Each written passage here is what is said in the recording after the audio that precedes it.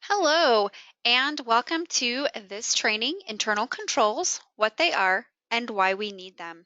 I'm your trainer, Tammy Jelinek. I'm a partner at Wipfli CPAs and Consultants, and I look forward to going through this information with you.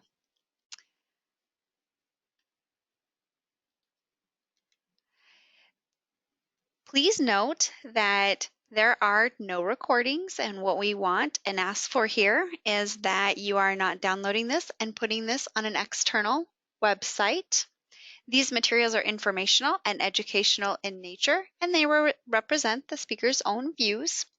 And in addition, these training materials were created in collaboration with Wipfli and the National Association of Community Action Agencies, the Community Action Partnership. We are excited to begin discussing internal controls. So first and foremost, trust is not an internal control. One of the things when we do facilitations regarding internal controls, and what somebody may come back and say is, well, you hired me, don't you trust me? And trust has nothing to do with it. What we want to ensure, and the reason that we have to have internal controls to stay in compliance, is literally that we want to set up opportunities so that everyone knows there are steps and processes that have to be taken in order to make decisions in our organizations, in our community action agencies. Internal control can be defined as a process affected by those charged with governance, management, and other personnel. Internal controls are designed to provide reasonable assurance about the achievement of your objectives as an entity. It's the plans, the methods, your policies, your procedures that get you to and help you meet your mission, your strategic plans, your goals, and your objectives.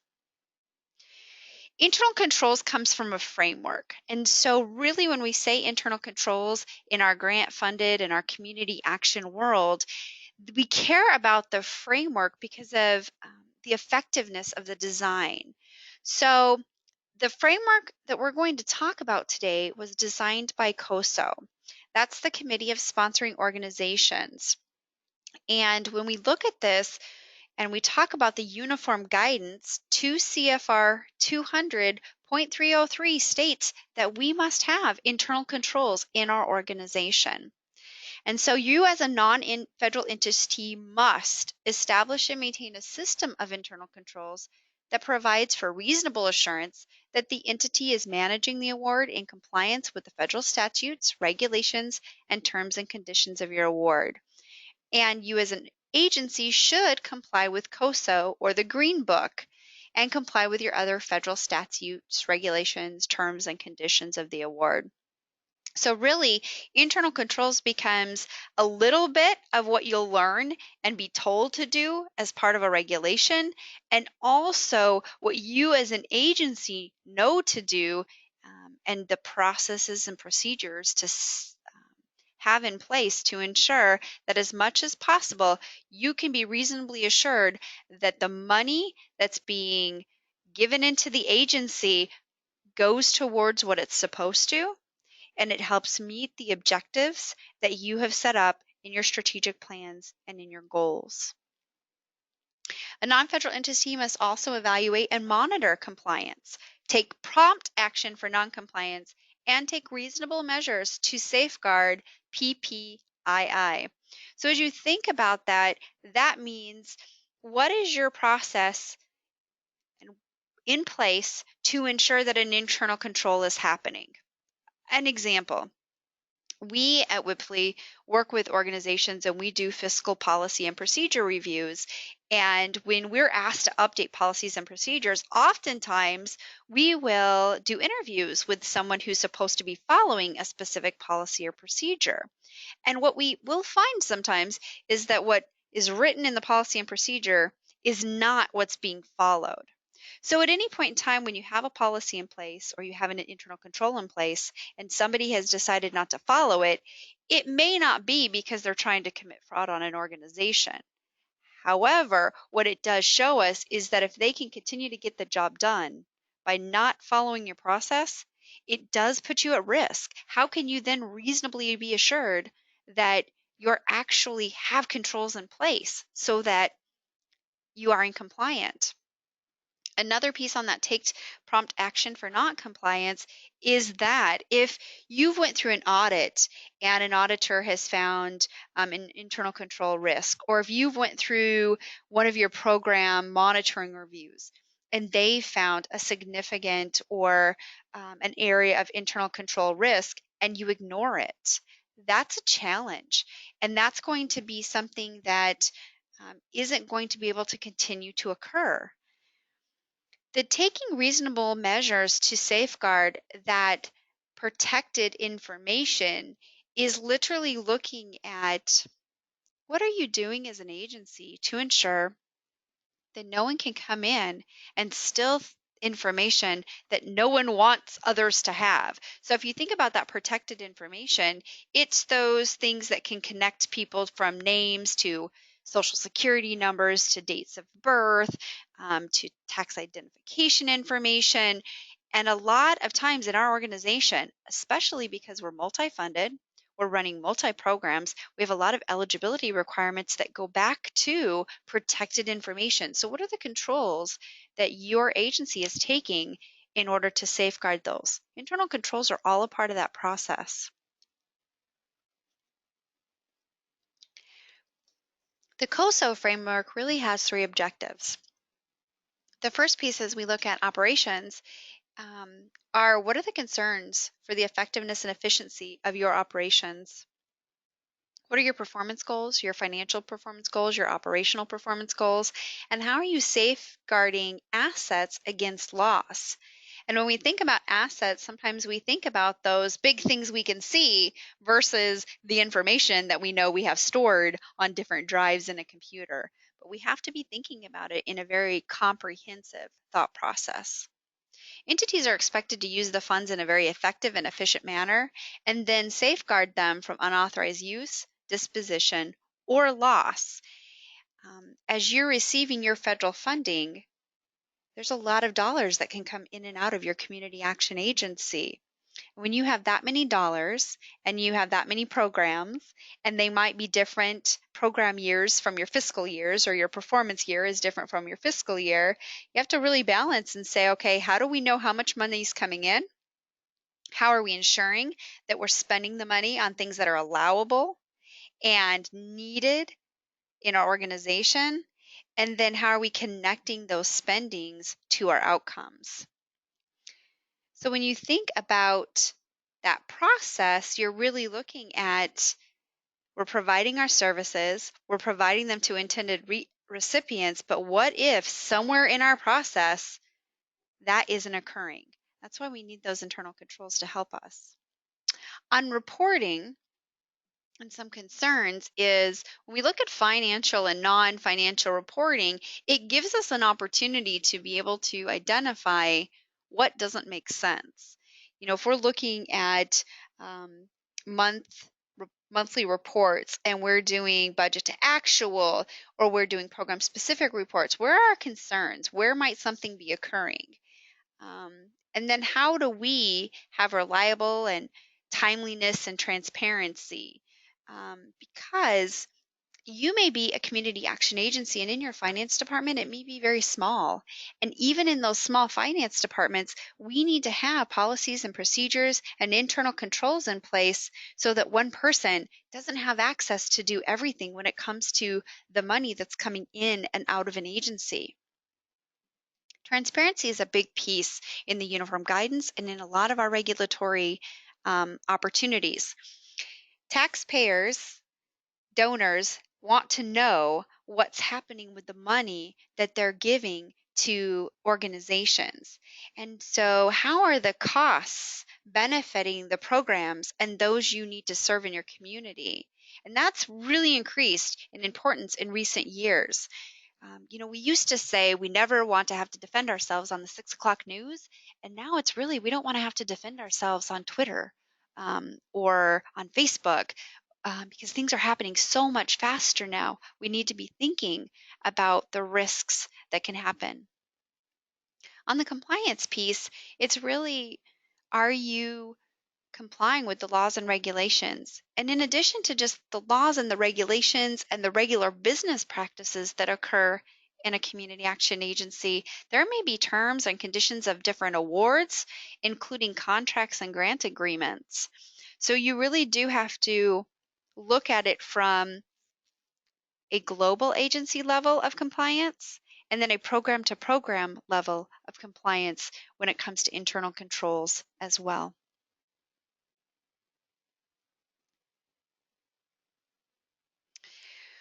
When you look at the operations and the compliance and the reporting coming together with internal controls, one objective can fall under more than one category, but they may address different needs as they do that.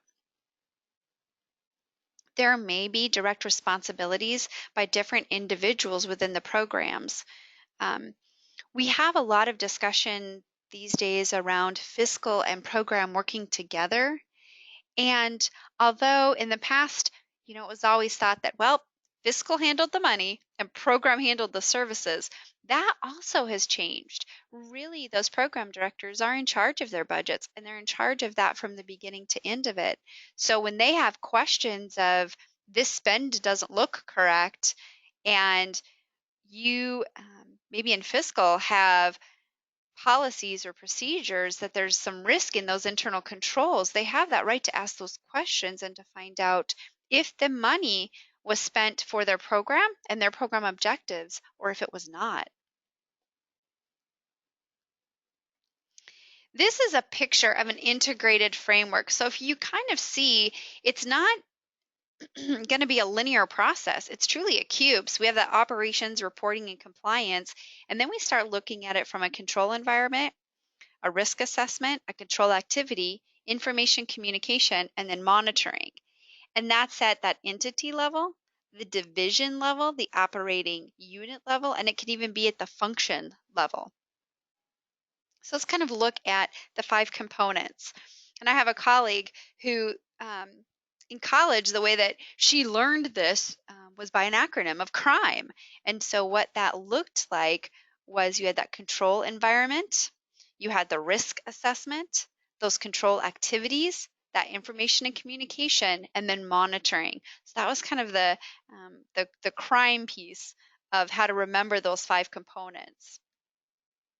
So when we look at the control environment, we're looking at that foundation. Do you have standards and processes and structure in place? Do they provide the basis for carrying out internal controls across an organization?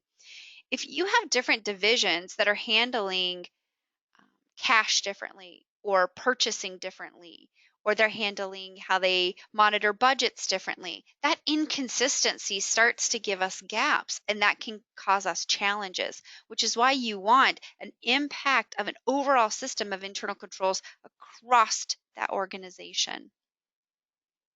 These are kind of some suggestions on factors and the tools and methods to achieve them. So if you think about that control environment factor, it really starts from that tone at the top.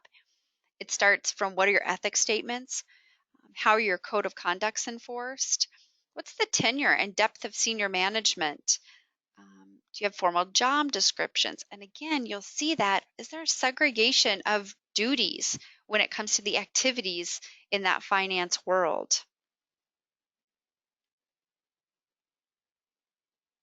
When you think about a risk assessment, truly risk happens, and agencies do need to identify, do they have some risk appetite? I mean, if you think about it inherently, if you are a fully funded, grant-funded program, and there are times where we wonder if we're going to get fully funded from the federal government, that's risk in itself. And so as you think through this, there's been a greater attention to risk since the original framework has been issued, because it's defined as an event will occur and could adversely affect the achievement of the objectives.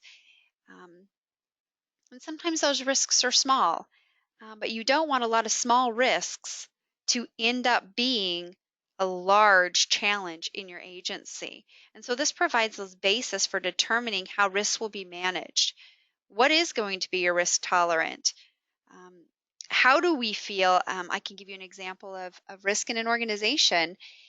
If you are a fully federally funded program and for some reason all of your federal money coming in was decreased by 10% across the board, what risk does that put to the agency and to the clients that are being served and the programs that are being offered? If you are an agency that has multiple locations, what risk does that put in place when you think about multiple locations? Things like that.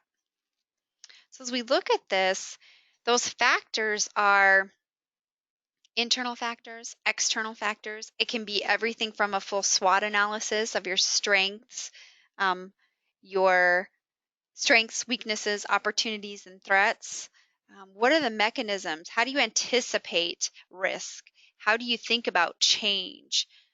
Are budgets and business plans realistic? How are you documenting and communicating how you as an organization will handle risk or non-compliance of something? Do you have a risk management part of your board of directors?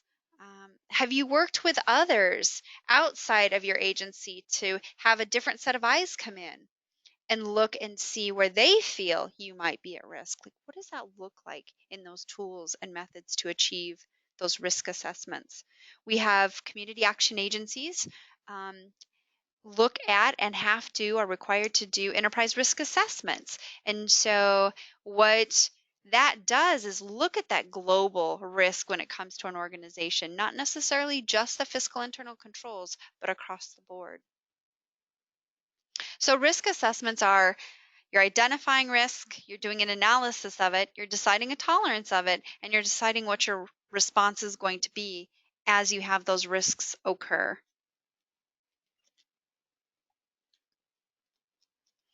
And consider fraud and other risks. Sometimes there are mistakes in reporting. Other times we've seen organizations who the person who has control of the reporting actually changes things through systems, because maybe they have an accounting system where they pull the information out of the accounting system, it goes into Excel. In Excel, they don't have the same lockdowns as you would getting your reporting straight from accounting system. They can change the Excel spreadsheets or they can change the reports, and then they might give it to their governing body. And we've had agencies where the governing body thought they were doing really well because those reports were fraudulently adjusted to make it look like the agency was doing really well. What about loss of assets, and how are we confirming and ensuring that somebody that looks like they know what they're doing can't just walk in and take information that's important to us? Um, Corruption does happen, unfortunately, in our grant funded programs. There was an organization that had a mother and a daughter. Mother was in the CEO role, daughter was in the fiscal role, and eventually they, through a federal department saying that can't occur, you have a risk there, you have, challenges there. They did let go of the daughter, but in that process, they eventually did find that fraud had occurred.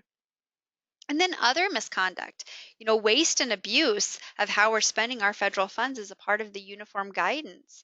And a definition of waste in the uniform guidance is literally there's regulations around don't buy things you already have, don't purchase duplicative items.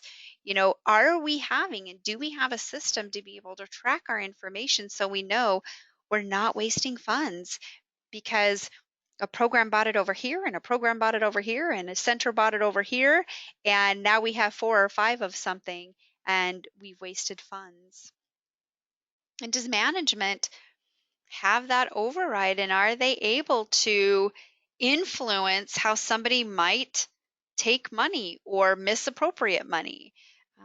It's one of those things that if you have a culture that really doesn't specifically promote this is the ethics we expect in our culture. Remember that tone at the top from one of the slides prior? It's literally looking at saying that if if management isn't talking about risks, and if management isn't paying attention and addressing internal control concerns immediately, what message is that sending to everyone? I had a story that in an agency, a fiscal person had actually misrepresented an expense report. So they actually put some extra mileage on an expense report. And they were in the fiscal department and no one caught it. And then it happened again and no one caught it. And then it happened for a bigger amount and no one caught it. They had internal controls in place. They had processes in place that somebody should have been checking on that. But since no one did, that fraud continued to occur and it got bigger.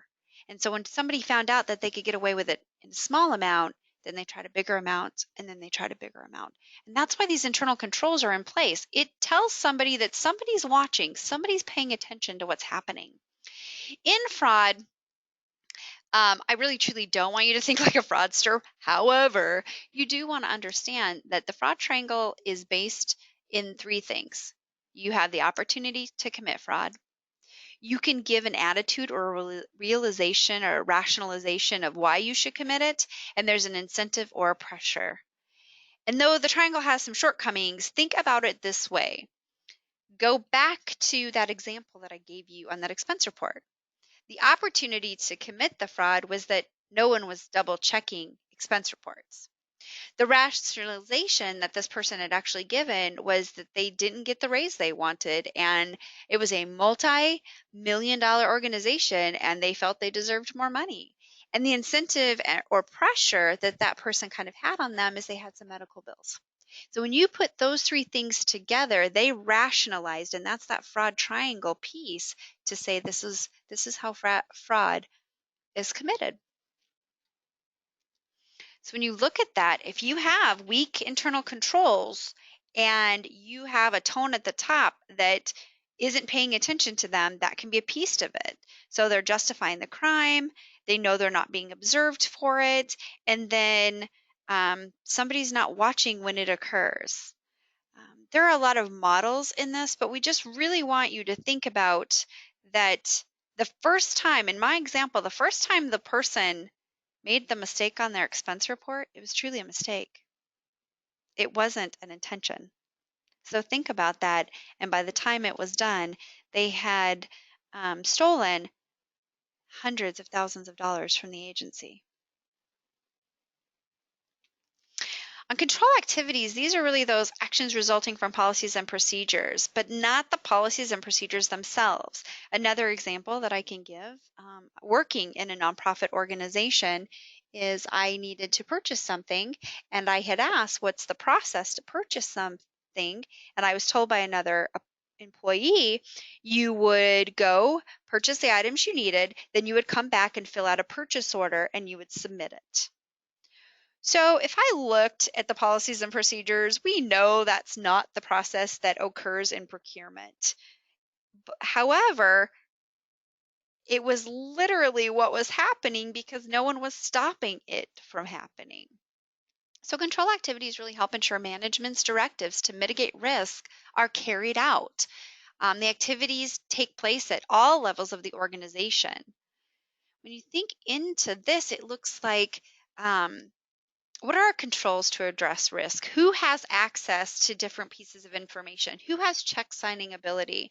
Do we have checking stamps? What are some of those things that credit cards are a great need in business, but they can also be one of those areas that you need control activities because they can be the highest risk for fraud in an organization as well. So you have to look at both pieces of it. We want to have them to ensure that business is handled in an efficient manner, but just because we're paying for something with a credit card does not mean we are mitigating the procurement policies and procedures in place.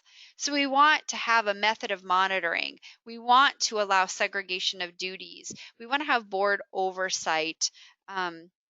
We want to identify and be careful of who has authorization. If you have one person that can do and has authorization for everything, it's a risk to the organization and it's a risk to that person.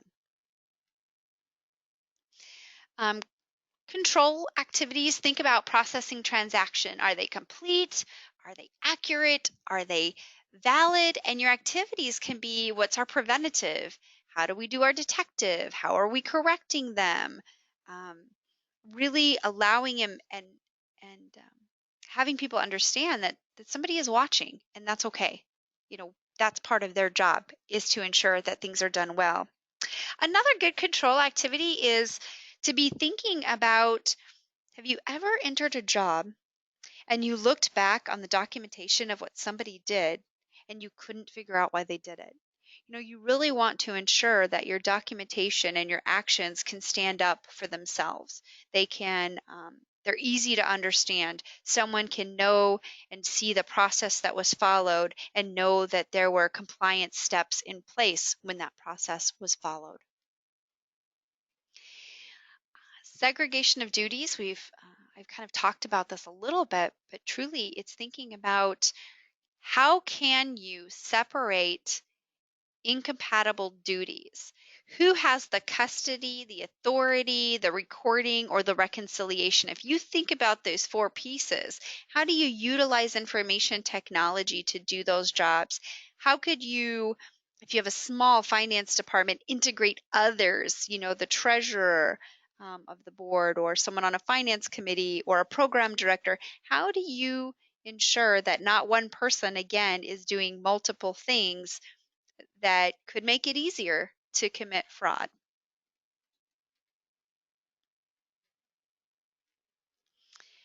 The demand for information has increased. There's a lot more of it going all over the place. And there's greater accuracy and speed that can occur. However, we do have to be careful with that when it comes to our internal controls as well. So, how are we identifying information? How are we enabling upwards communication? Do we have a whistleblower hotline that maybe goes to an external source? Do we have a mechanism that if somebody sees or is concerned about an internal control not being followed, they don't have to immediately go to their first line supervisor, because what if it's that supervisor who's actually committing it? Are there mechanisms in place that people can feel comfortable and that it's ethical to ask questions? Do you have updated handbooks and policies and procedures? When we go in and do reviews, we sometimes find that there might be a policy and procedure in place, but the the module in the accounting software was updated a year ago and no one ever bothered to update the policy and procedure. Well, if I'm a reviewer or monitor coming in and I immediately know that your policy and procedure isn't updated or accurate, how confident am I going to feel that you or somebody is following it? So it's things like that to be thinking about. Record retention.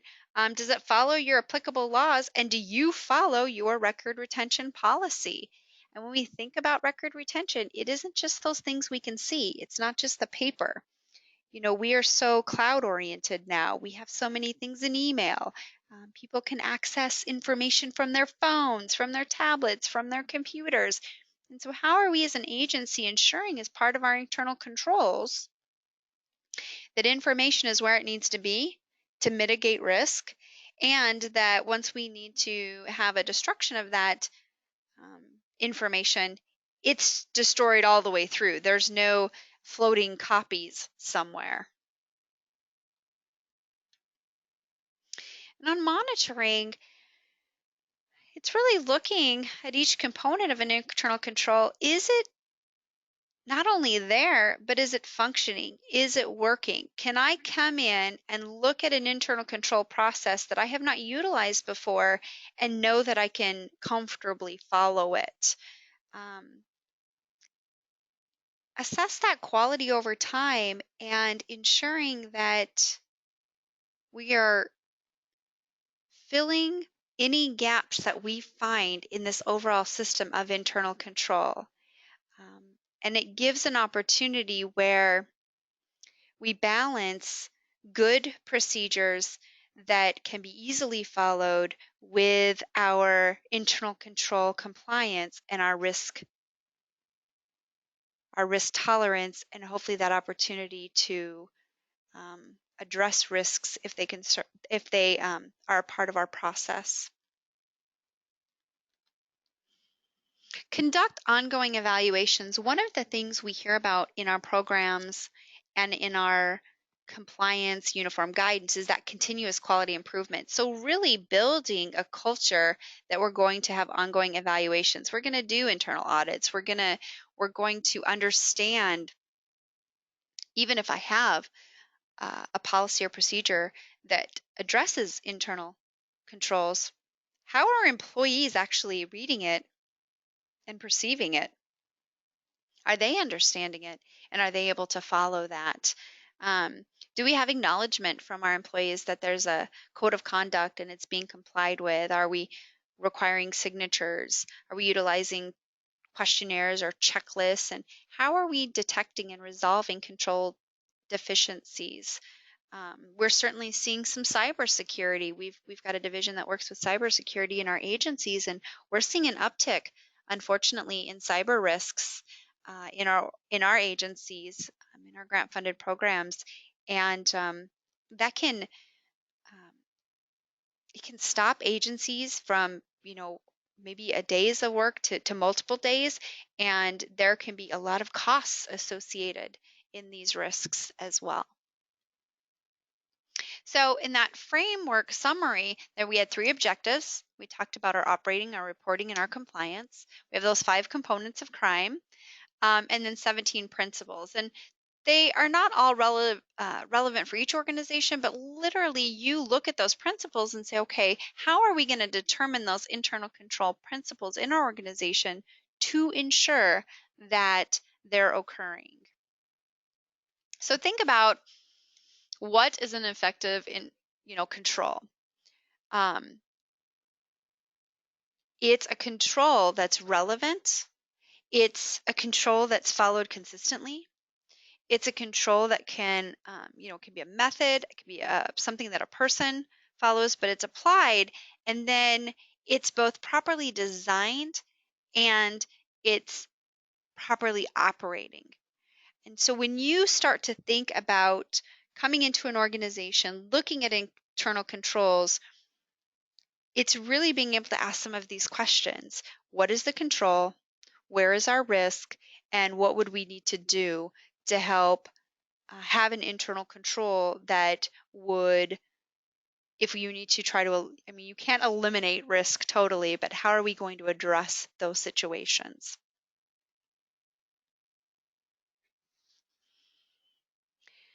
So when we look at and think about a deficiency in an internal control, here's kind of how we're looking at that. A deficiency in the design piece of an internal control is that a control is necessary to meet the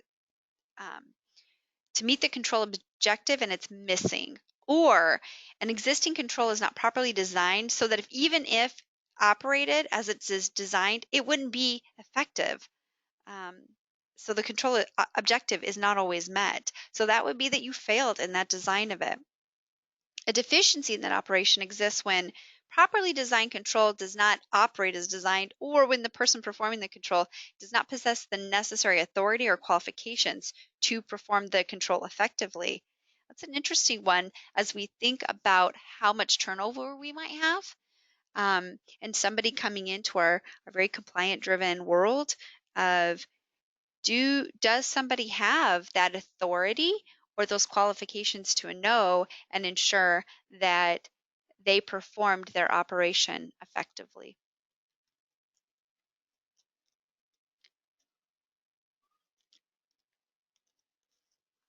So as you look at what is an internal control deficiency, so a control deficiency exists when the design or operation of a control does not allow management or employees in the normal course of performing their assigned functions to prevent or detect misstatements on a timely basis.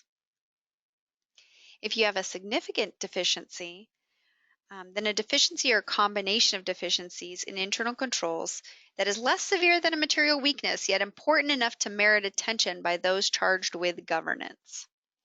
and your material weakness is a deficiency or a combination of deficiencies in internal controls such that there is a reasonable possibility that a material misstatement of the entity's financial statements will not be prevented or detected and corrected on a timely basis.